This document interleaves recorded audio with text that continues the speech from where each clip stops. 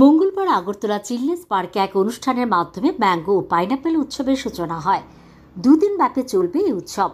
এদিন গাছে জল ঢেলে অনুষ্ঠানের সূচনা করেন রাজ্যের উপজাতি কল্যাণ দপ্তরের মন্ত্রী বিকাশ দেববর্মা।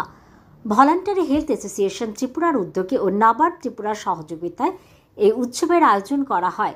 অনুষ্ঠানে উপস্থিত ছিলেন ভ্যাটের সভাপতি ডক্টর শ্রীলেখা রায় ও ভ্যাটের কার্যকরী সভাপতি সুজিত ঘোষ সহ নাবার্ডের কর্মকর্তারা। অনুষ্ঠান সূচনার পর মন্ত্রীসহ উপস্থিত অতিথিরা ম্যাঙ্গো ও পাইনাপেলের বিভিন্ন স্টল ঘুরে দেখেন ও কথা বলেন বিক্রেতাদের সঙ্গে। এদিন সংবাদ মাধ্যমের সামনে মন্ত্রী বলেন, আমাদের ত্রিপুরা রাজ্যের আনারস বিখ্যাত। আজকে নাবার্ডের মাধ্যমে যে উৎসবের আয়োজন করা হয়েছে তা আগামী দিন আমাদের রাজ্যের কৃষকদের উৎসাহিত করবে।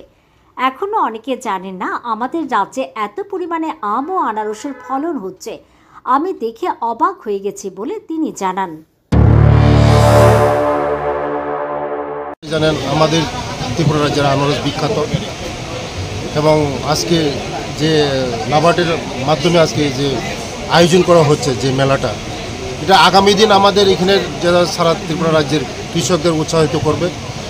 এখনও মানুষে জানে না যে আমাদের এই রাজ্যের মধ্যে এত ফলন হচ্ছে।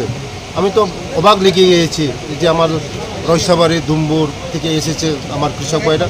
আগামী দিন আজকের মেলার মাধ্যমে আগামী দিন আমাদের ত্রিপুরা রাজ্যের মধ্যে কৃষকরা উৎসাহিত হবে।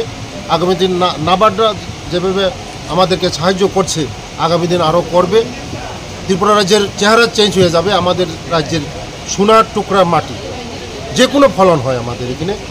তার জন্য আগামী দিন এর মাধ্যমে আরও প্রোডাকশন বাড়বে। আমাদের ত্রিপুরা রাজ্যের ইকোনমিক আমাদের অর্থনৈতিক আরও চাঙ্গা হবে।